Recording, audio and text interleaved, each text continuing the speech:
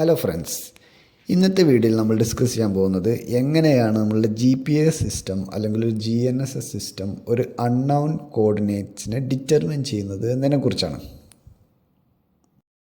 ഇത് മനസ്സിലാക്കാൻ വേണ്ടിയിട്ട് ഞാനിവിടെ ഒരു 2 ഡയമെൻഷണൽ ജിയോമെട്രി എടുത്തിട്ടുണ്ട്. നമ്മുടെ സൗകര്യത്തിനായി നമ്മളുടെ ഈ 2D പ്ലെയിനിനെ നമുക്ക് ഒരു ഫുട്ബോൾ ഗ്രൗണ്ടുമായിട്ട് താരതമ്യം ചെയ്യാം. അപ്പോൾ നമുക്കിവിടെ കാണാൻ കഴിയും നമ്മുടെ ഫുട്ബോൾ ഗ്രൗണ്ടിനെ നീളത്തിലും വീതിയിലുമായിട്ട് 6 ഭാഗങ്ങളായിട്ട് ഡിവൈഡ് ചെയ്തിട്ടുണ്ട്. ഇനി നമുക്ക് നമ്മളുടെ ഈ 2 ഡയമെൻഷണൽ സ്പേസിനെ അല്ലെങ്കിൽ നമ്മളുടെ ഗ്രൗണ്ടിനെ നമുക്ക് 2 പോയിൻ്റുകൾ കൺസിഡർ ചെയ്യാം. P1 എന്നൊരു പോയിൻറ്റും P2 എന്നൊരു പോയിൻറ്റും. ഇവ തമ്മിലുള്ള ഡിസ്റ്റൻസ് നമുക്ക് D എന്ന് വിളിക്കാം. അതുപോലെ P1ൻ്റെ കോർഡിനേറ്റ്സ് x1 y1 എന്നും P2വിലെ കോർഡിനേറ്റ്സിനെ നമുക്ക് x2 y2 എന്നും വിളിക്കാം. അങ്ങനെയാണെങ്കിൽ ഇവ തമ്മിലുള്ള ഡിസ്റ്റൻസ് എന്ന് പറഞ്ഞാൽ നമുക്ക് ഒരു ഇക്വേഷൻ കിട്ടും. ആ ഇക്വേഷനാണ് D square is equal to x2 minus x1 whole square plus y2 minus y1 whole square. ഈ ഇക്വേഷൻ നമ്മൾ സ്കൂൾ ലെവൽ അല്ലെങ്കിൽ കോളേജ് ലെവലൊക്കെ പഠിച്ചതാണ്.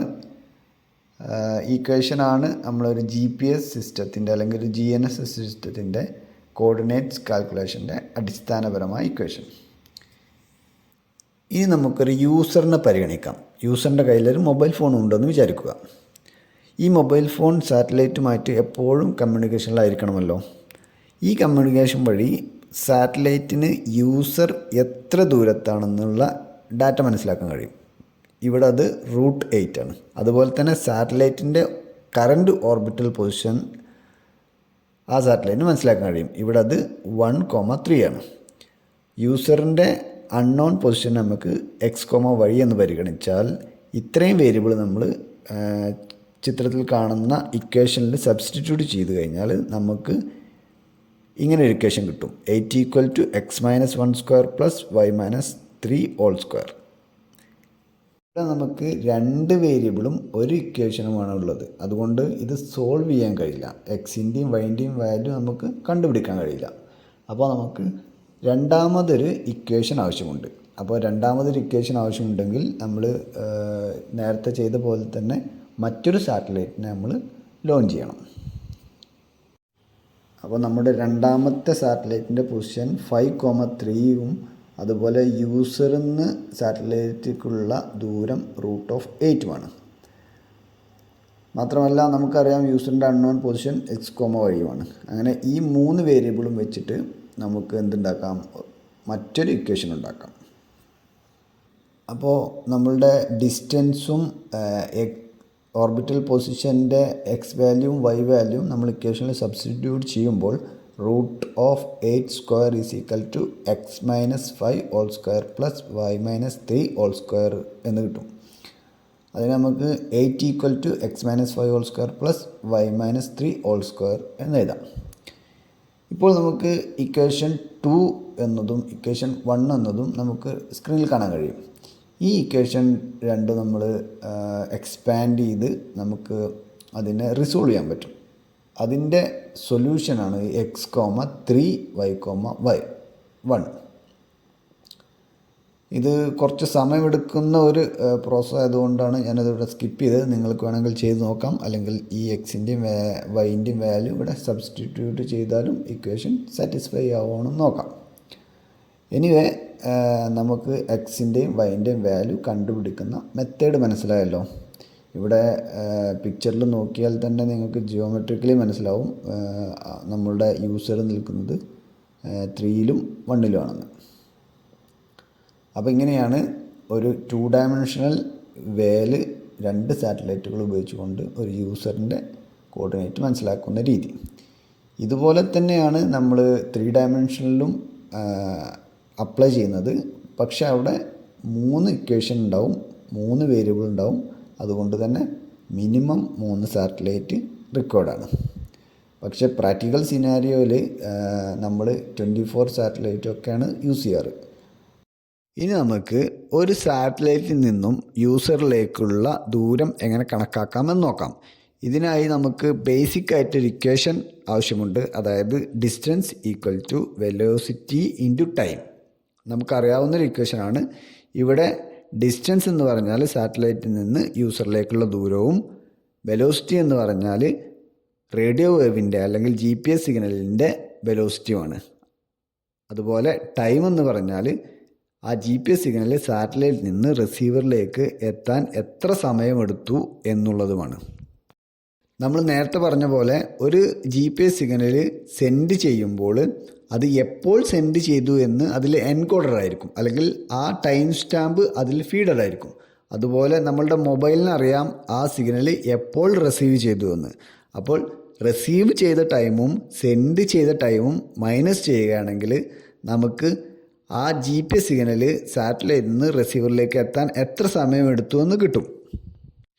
ഇപ്പോൾ നമുക്ക് റിസീവ് ചെയ്ത ടൈമും അതുപോലെ സെൻഡ് ചെയ്ത ടൈമും കിട്ടി. അത് മൈനസ് ചെയ്തപ്പോൾ ട്രാവൽ ചെയ്ത ടൈം കിട്ടി.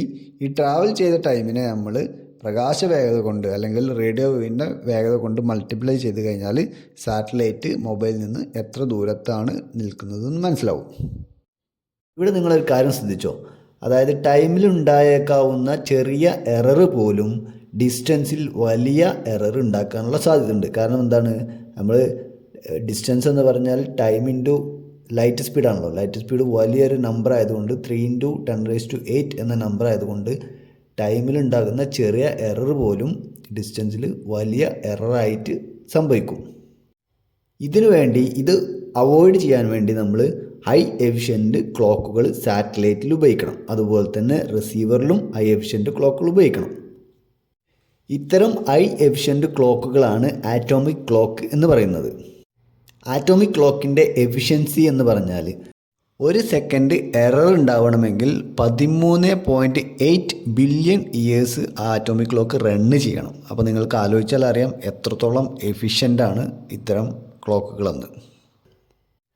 പക്ഷേ യൂസറിൻ്റെ സൈഡിൽ നമുക്ക് ആറ്റോമിക് ക്ലോക്കുകളോ അല്ലെങ്കിൽ ഹൈ എഫിഷ്യൻ്റായ ക്ലോക്കുകളോ ഉപയോഗിക്കാൻ കഴിയില്ല. കാരണം യൂസറിൻ്റെ കയ്യിൽ നമ്മൾ ആറ്റോമിക് ക്ലോക്ക് പോലുള്ള ഹൈ എഫിഷ്യൻ്റ് ക്ലോക്ക് ഉപയോഗിച്ച് കഴിഞ്ഞാൽ കോസ്റ്റ് ഭയങ്കരമായിട്ട് കൂടും ആ ഡിവൈസുകൾ. ഇപ്പോൾ മൊബൈലിൻ്റെ ഒക്കെ കോസ്റ്റ് നമുക്ക് ഭയങ്കരമായിട്ട് കൂടിക്കഴിഞ്ഞാൽ സാധാരണക്കാർക്ക് ഉപയോഗിക്കാൻ കഴിയില്ലല്ലോ. അപ്പോൾ നമ്മളെന്ത് ചെയ്യും, മറ്റൊരു സാറ്റലൈറ്റ് ടൈമിൽ ഉണ്ടാക്കുന്ന എറർ കറക്റ്റ് ചെയ്യാൻ വേണ്ടിയിട്ട് മറ്റൊരു സാറ്റലൈറ്റ് ലോഞ്ച് ചെയ്യും. അതായത് 3 സാറ്റലൈറ്റ് നമ്മൾ 3 കോർഡിനേറ്റിന് വേണ്ടിയിട്ടും 4ാമത്തെ സാറ്റലൈറ്റ് ടൈമിൻ്റെ എറർ കറക്റ്റ് ചെയ്യാൻ വേണ്ടിയിട്ടും ലോഞ്ച് ചെയ്യും. ഇങ്ങനെ ടോട്ടൽ 4 സാറ്റലൈറ്റ് മിനിമം റിക്വയർഡാണ് നമ്മളുടെ GPS കോർഡിനേറ്റ് അല്ലെങ്കിൽ GNSS കോർഡിനേറ്റ് കണ്ടുപിടിക്കാൻ. നമ്മൾ ക്ലോക്കുകൾ എത്ര എഫിഷ്യൻ്റാക്കി വെച്ചാലും ഭൂമിയിലുള്ള ആറ്റോമിക് ക്ലോക്കും സാറ്റലൈറ്റിലുള്ള ആറ്റോമിക് ക്ലോക്കും തമ്മിലൊരു ഡിഫറൻസ് ഉണ്ട്. അതിന് കാരണം ഐൻസ്റ്റീൻ്റെ ജനറൽ തിയറി ഓഫ് റിലേറ്റിവിറ്റിയിൽ പറയുന്ന 2 ഘടകങ്ങളാണ്. ഏതൊക്കെയാണെന്ന് നമുക്ക് നോക്കാം. ഇവിടെ ഞാനൊരു എക്സാമ്പിൾ വെച്ചിട്ട് ഈ എഫക്റ്റ് മനസ്സിലാക്കാൻ ശ്രമിക്കാം. ഇവിടെ ഞാൻ 2 ആറ്റോമിക് ക്ലോക്ക് എടുത്തതായിട്ട് സങ്കല്പിക്കുക. ഒരു ആറ്റോമിക് ക്ലോക്ക് ഞാൻ ഭൂമിയിലെ ഒരു ലബോറട്ടറിയിലും മറ്റേ ആറ്റോമിക് ക്ലോക്ക് ഞാൻ ഒരു റോക്കറ്റിലും വെക്കുന്നതായിട്ട് സങ്കല്പിക്കുക. എന്നിട്ട് റോക്കറ്റ് ലോഞ്ച് ചെയ്യുന്നതിന് തൊട്ട് മുൻപായി ഞാൻ ഈ 2 ആറ്റോമിക് ക്ലോക്കും സെയിം ടൈമിൽ റൺ ചെയ്യിക്കുകയാണ്. ഈ റോക്കറ്റ് ലോഞ്ച് ചെയ്യുകയാണ്. ഈ റോക്കറ്റ് എന്നിട്ട് ഭൂമിയെ വളരെ വേഗതയിൽ ചുറ്റിക്കൊണ്ടിരിക്കുകയാണെന്ന് സങ്കല്പിക്കുക. ഈ ഹൈ സ്പീഡിൽ ഭൂമിയെ വലം വെച്ചു കൊണ്ടിരിക്കുന്ന റോക്കറ്റിലെ ആറ്റോമിക് ക്ലോക്കും ഭൂമിയിലുള്ള ആറ്റോമിക് ക്ലോക്കും തമ്മിലുള്ള ഡിഫറൻസ് മോണിറ്റർ ചെയ്ത് കഴിഞ്ഞാൽ നമുക്ക് മൈക്രോ സെക്കൻഡിൻ്റെ ഡിഫറൻസ് കാണാൻ കഴിയും. അപ്പോൾ ഇതാണ് ജനറൽ തിയറി ഓഫ് റിലേറ്റിവിറ്റി പറയുന്നത്. അതായത് ഒരു ഫാസ്റ്റ് മൂവിങ് ഒബ്ജക്റ്റിലുള്ള ഒരു ടൈം ഒരു സ്ലോ മൂവിങ് ഒബ്ജക്റ്റിലുള്ള ഒരു ടൈമിനെ കമ്പയർ ചെയ്യുമ്പോൾ സ്ലോയിലായിരിക്കും അത് റണ്ണ് ചെയ്യുന്നത്. അത് ഫാസ്റ്റ് മൂവിങ് ഒബ്ജക്റ്റിലുള്ള ടൈം എപ്പോഴും സ്ലോയിലായിരിക്കും റണ്ണ് ചെയ്യുക. അപ്പോൾ ഇവിടെ നമ്മളെ സാറ്റലൈറ്റാണ് ഫാസ്റ്റ് മൂവിങ് ഒബ്ജക്റ്റ്. അപ്പോൾ സാറ്റലൈറ്റിലെ ടൈം എപ്പോഴും കുറച്ച് സ്ലോ ആയിരിക്കും ഭൂമിയിലെ ടൈമിനെ കമ്പയർ ചെയ്യുമ്പോൾ. അപ്പോൾ സയൻറ്റിസ്റ്റുകൾ ഈ ഡിഫറൻസും കണ്ടുപിടിച്ചുകൊണ്ട് അത് മൈനസ് ചെയ്ത് കൊണ്ടാണ് ഈ 2 ആറ്റോമിക് ക്ലോക്കും തമ്മിൽ സിങ്ക്രണൈസ് ആക്കി വെക്കുന്നത്.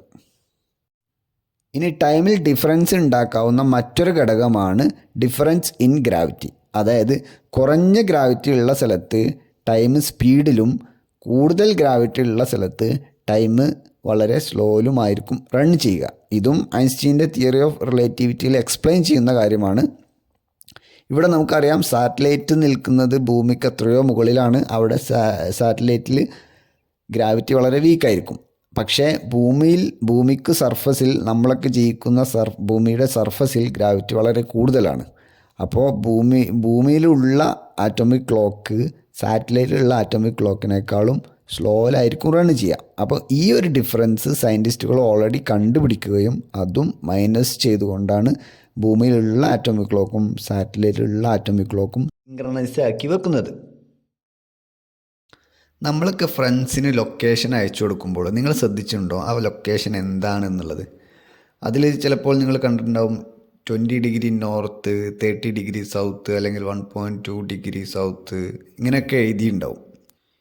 ഇത് എർത്തിൻ്റെ ജിയോഗ്രഫിക്കൽ കോർഡിനേറ്റ് സിസ്റ്റമാണ്. ഇത് നമ്മൾ പണ്ട് സ്കൂളുകളിലൊക്കെ പഠിച്ചതാണ്. എങ്കിലും ഞാനിവിടെ ഒന്ന് ചെറുതായിട്ട് എന്താണ് അതിൻ്റെ ബേസിക്സ് ഒന്ന് പറയാം. ഇവിടെ നിങ്ങൾക്ക് കാണാൻ കഴിയും, എർത്തിനെ നമ്മൾ 2 ലൈനുകളുടെ ഇൻ്റർസെക്റ്റിംഗ് പോയിൻ്റുകളായിട്ട് ഡിവൈഡ് ചെയ്തിട്ടുണ്ട്. അതിൽ നോർത്ത് സൗത്ത് ലൈനിനെ നമ്മൾ ലോങ്കിറ്റ്യൂഡ് എന്നും വെസ്റ്റ് ഈസ്റ്റ് ലൈനിനെ നമ്മൾ ലാറ്റിറ്റ്യൂഡ് ലൈനും എന്നാണ് പറയാറ്. അത് 0 ഡിഗ്രിയിൽ സ്റ്റാർട്ട് ചെയ്യുന്ന ലോങ്കിറ്റ്യൂഡ് ലൈനെ പ്രൈം മെറിഡിയൻ ലൈനെന്നും 0 ഡിഗ്രിയിൽ സ്റ്റാർട്ട് ചെയ്യുന്ന ലാറ്റിറ്റ്യൂഡ് ലൈൻ നമ്മൾ ഇക്വേറ്റർ ലൈനെന്നും വിളിക്കും. പിന്നെ ഫർദറായിട്ട് ഇക്വറ്റോറിയൽ ലൈനിനെയും പ്രീ മെറിഡിയൻ ലൈനിനെയും ഡിവൈഡ് ചെയ്തിട്ടുണ്ട് ഓരോ ആംഗിളായിട്ട്. ആംഗിളിൻ്റെ നെറ്റ്വർക്കിനെയാണ് ഗ്ലാഡിക്കുലാർ നെറ്റ്വർക്ക് എന്ന് പറയുന്നത്. ഈ ഗ്ലാഡിക്കുലാർ നെറ്റ്വർക്ക് ഉപയോഗിച്ചുകൊണ്ട് ഞാനിവിടെ ലൊക്കേഷൻ അടയാളപ്പെടുത്തായി നിങ്ങൾക്ക് കാണാം. ലോങ്കിറ്റ്യൂഡ് 15 ഡിഗ്രി നോർത്തും ലാറ്റിറ്റ്യൂഡ് 30 ഡിഗ്രി ഈസ്റ്റും. ഇങ്ങനെയാണ് എർത്തിൻ്റെ കോർഡിനേറ്റ് സിസ്റ്റം ഉപയോഗിച്ചുകൊണ്ട് നമ്മൾ ഒരു ലൊക്കേഷനെ ഐഡൻറ്റിഫൈ ചെയ്യുന്നത്. ഇനി സാറ്റലൈറ്റുകളുടെ കോർഡിനേറ്റ്സ് എങ്ങനെയാണ് മനസ്സിലാക്കുന്നത് എന്ന് നോക്കാം. ഇതിനായി നമ്മൾ യൂസ് ചെയ്യുന്ന സിസ്റ്റമാണ് ഇക്വറ്റോറിയൽ കോർഡിനേറ്റ് സിസ്റ്റം. ഇവിടെ നിങ്ങൾക്ക് കാണാം, എർത്തിനെ നമ്മൾ സെൻട്രലാക്കിയിട്ട് അതിൻ്റെ ഇക്വറ്റോറിയൽ ലൈനിനെ റെഫറൻസ് ആക്കി ഒരു equatorial plain of equatorial assume ചെയ്തിട്ടുണ്ട്.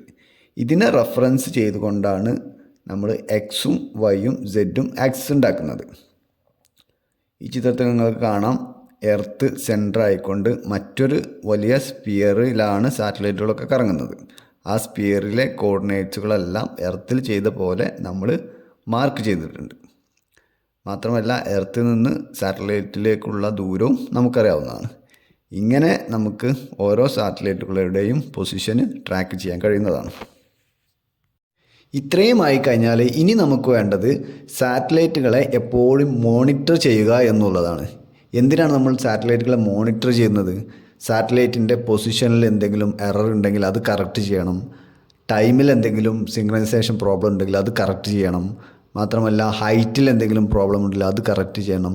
ഇതിനായി നമ്മൾ ഭൂമിയിൽ പല പല സ്ഥലങ്ങളിലായി സാറ്റലൈറ്റ് മോണിറ്ററിംഗ് സ്റ്റേഷനുകൾ സ്ഥാപിച്ചിട്ടുണ്ട്. ഈ സാറ്റലൈറ്റ് മോണിറ്ററിംഗ് സ്റ്റേഷനുകൾ സാറ്റലൈറ്റിൽ നിന്നുള്ള ഡാറ്റ കളക്ട് ചെയ്യുകയും അതൊരു മാസ്റ്റർ കൺട്രോൾ സ്റ്റേഷനിലേക്ക് സെൻഡ് ചെയ്യുകയും ചെയ്യും. ഈ മാസ്റ്റർ കൺട്രോൾ സ്റ്റേഷനാണ് സാറ്റലൈറ്റിലേക്ക് വേണ്ടിയുള്ള കമാൻഡുകൾ കൊടുക്കുന്നത്. ചിലപ്പോൾ ടൈമിൽ എന്തെങ്കിലും കറക്ഷനുള്ള കമാൻഡായിരിക്കാം, അല്ലെങ്കിൽ ഹൈറ്റിൽ എന്തെങ്കിലും കറക്ഷനുള്ള കമാൻഡായിരിക്കാം. ഇങ്ങനെ തുടങ്ങി പല പല കമാൻഡുകളും ഈ മാസ്റ്റർ കൺട്രോൾ സ്റ്റേഷനാണ് കൊടുക്കുന്നത്. നമ്മുടെ റിസീവർ എങ്ങനെയാണ് നമ്മുടെ കോർഡിനേറ്റ്സും അതുപോലെ ടൈമിൽ ഉണ്ടായേക്കാവുന്ന എററും കണ്ടുപിടിക്കുന്നത് എങ്ങനെയാണെന്ന് നമുക്ക് നോക്കാം. നമ്മൾ വീഡിയോൻ്റെ ആദ്യം ഡിസ്കസ് ചെയ്ത അതേ മെത്തേഡിൽ തന്നെയാണ് ഇവിടെയും കോർഡിനേറ്റ്സ് കണ്ടുപിടിക്കുന്നത്. ഇവിടെ പക്ഷേ ∆t എന്നൊരു കമ്പോണൻറ്റും z എന്നൊരു കമ്പോണൻറ്റും എക്സ്ട്രാ വന്നിട്ടുണ്ട്. നിങ്ങൾക്ക് ഇക്വേഷനിൽ കാണാം, pseudo range equal to √(x - xi² plus y - yi² plus z - zi² plus c into ∆t. ഇവിടെ നമ്മൾ നേരത്തെ പറഞ്ഞ പോലെ ∆t എന്ന് പറഞ്ഞാൽ ടൈമിലുള്ള കറക്ഷനാണ്. അപ്പോൾ നമുക്ക് 4 ഇക്വേഷനും 4 വേരിയബിൾസും കിട്ടും ഈ ഇക്വേഷനിൽ നിന്ന്. അങ്ങനെ നമുക്ക് നമ്മുടെ റിസീവർ ഈ ഇക്വേഷനെ സോൾവ് ചെയ്തുകൊണ്ട് നമ്മളുടെ ടൈമിലുള്ള കറക്ഷനും അതുപോലെ തന്നെ കോർഡിനേറ്റ്സും നമുക്ക് കാണിച്ചു തരും. അപ്പോൾ ഇത്രയും കാര്യങ്ങളാണ് ബേസിക്കലി ഒരു GNSS സിസ്റ്റം വർക്ക് ചെയ്യാൻ ആവശ്യമായിട്ടുള്ളത്. ഇനി നമുക്ക് ഏതൊക്കെ രാജ്യങ്ങൾക്കാണ് സ്വന്തമായി GNSS സിസ്റ്റം ഉള്ളത് നോക്കാം. അതിൽ GPS അമേരിക്കയുടേതാണ്, 1990 അവരത് ഓപ്പറേഷണലാക്കുന്നത്. ഗ്ലോനാസ് റഷ്യയുടേതാണ്, മാത്രമല്ല ഗലീലിയോ യൂറോപ്യൻ യൂണിയൻ്റേതാണ്, ചൈനയുടേതാണ് ബൈഡു. ഇതേ കൂടാതെ റീജിയണൽ GNSS സിസ്റ്റവും ഉണ്ട്. നാവിക് ഇന്ത്യയുടെ റീജിയണൽ GNSS സിസ്റ്റമാണ്. അതുപോലെ QZSS ജപ്പാൻ്റെ റീജിയണൽ നാവിഗേഷൻ സിസ്റ്റമാണ്. Thank you for watching this video. ഈ വീഡിയോ നിങ്ങൾക്ക് ഇഷ്ടപ്പെട്ടെങ്കിൽ ലൈക്ക് ചെയ്യുക, സബ്സ്ക്രൈബ് ചെയ്യുക. Thank you.